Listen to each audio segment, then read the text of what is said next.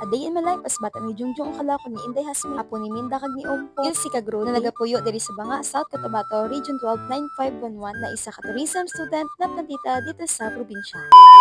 Ari na naman ang auntie mo, auntie ko, auntie niyo ibo. Nahanda naman mag-share sa kaganapan niya sa kabuhi bisan wala ka mulabo. Subong na aga, kung makita nyo, nagabungka ko sa lupa kay bago ko lang po ang kapayas. Kay kung nakalanta ko mo sa last vlog ko, makita nyo ang kapayas sa gintanom ko kay nalaya. Opo. So kay gamay na akong pasensya. Hindi akay feeling ko hindi na gito siya mabuhiya. Islan ta ang dapat islan. Abaw So ginislan ko ana ang kapayas. Kay feeling ko hindi siya mabuhi. So nangita naman ko sang bago nga punla. So guess what? Anong bago sa ating mini garden? Kay sobra ko gikahilig sa mga dahon-dahon mabuhi. Kuya bisan nga wala sudan basta may kangkong or ng talbos ng kamote tapos lagyan mo sang ginamos or what, isawsaw mo sa tuyo. Bes, buhi na kuya. So amo na siya, hindi ko magtanom sa ako mini garden sa mga gulay nga hindi ko kauyon. So nagtanom ko sang talbos ng kamote. Bakit? At alam niyo ba yung scientific word ng kamote?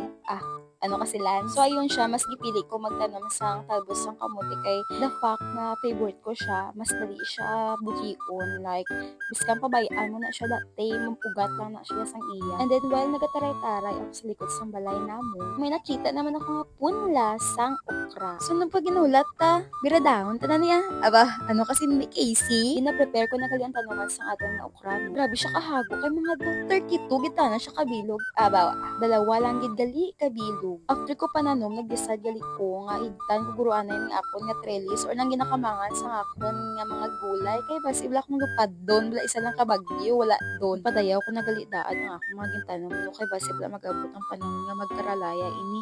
Hindi man ay. Mga hapon-hapon gali dira no, ginlaktan ako sa akon nga amega sa balay. Ginhagad ko siya mangita ligbos pero kaabot kami diri sa Aprikanan. Pero nga mangita kami sa ligbos nga wala man nagulan kagapon. Tabi! Nanabi-tabi na siya dira bes pero gisinggit ya gapon. In case madula ta, di ba? Na para bang may patong kami sa ulo nga pirti ka mahal amon kabuhiin mo, di ba? Pay gid ako dira bes kaya aman wala kami ginatagan sang ligbos pero gingaan kami sang uhong. Uhong ang tawag sa amon diri ambot sa inyo kang tawag sina not just one but three pero loo tanan. Kagapon uligad adlaw patanan duro ini nagtubo subong na namon na sa puwan. Sa naglakat kami banda sa ubos-ubos no nakakita naman kami sa isa. So nami siya siguro bag-ulang ni nagtubo or kagina or what, basta nagtubo siya kung nakita namon. Kay wala man kami nakakita sa ligbos, naisipan ni siya, namang ba kami sang talbos sang balinghoy. Pero may plot twist, ina. Pero karon lang, tapusan yung gid ang video.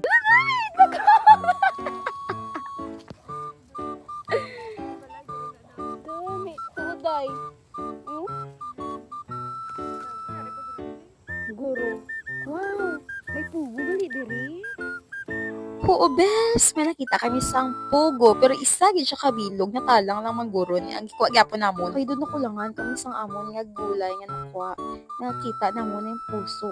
Pasensya lang gid sa tag-iya, pero boy pa namon gikuha. So pagabot namon sa balay day siya, gi-chop-chop. Basta tawag sinagi kat kaya ano man, basta amo na ang balinghoy gi slice sa gagmay. Tapos syempre kay para madula do ang iya nga pait, gimbot nga namon sang asin kagi pugaan.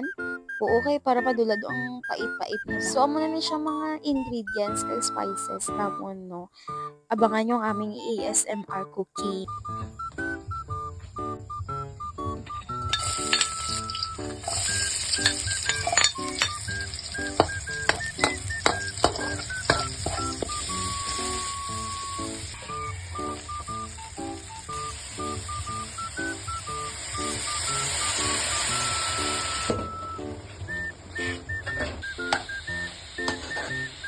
Wala na kami ka-video pagkaon namon guys no, pero halin kami sina sa namat. Nag-chat-chat pagkadabi nagsakot nga basi doon na sprayan ang balingho. Tiga-overthink kami ni siya, tinarapil kami napuli kami sa ila balay kagdapihan namon katagay sa tubig. Pero ginulat man namon mabula amon baba ula man. So pagkaagaging kaon gyapon namon. So mulang tawanan kaganapan sa aking buhay guys. Sana abangan nyo naman ako nga next upload.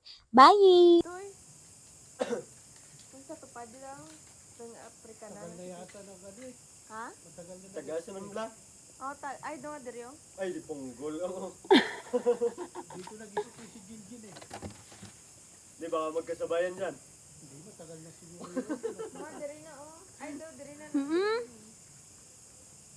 Inubo ba? Mm.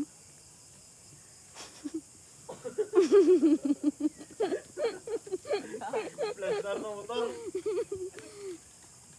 Tulala na. Dubigan tayo ng tubig, Chay. Matagal na natin Hindi, tubig. hindi mo naman. Kay ano, biyang lamon to ng laya na. Why? Malaya ka na ng balingoy kung sprayan ka pang hila mo. Ah, ganyan na ba ako sa'yo mo? Paano siya sprayan kung hila mo na eh? Abi ko pang hilamon ng Mga pang pesticide siguro, hindi naman mga paano. ay hindi na ano. Aw. Depend ka, untak mo na. Toot, hindi nang balan may clear to si ano. Hindi pagka naon. Pag ano, sila mamang dito.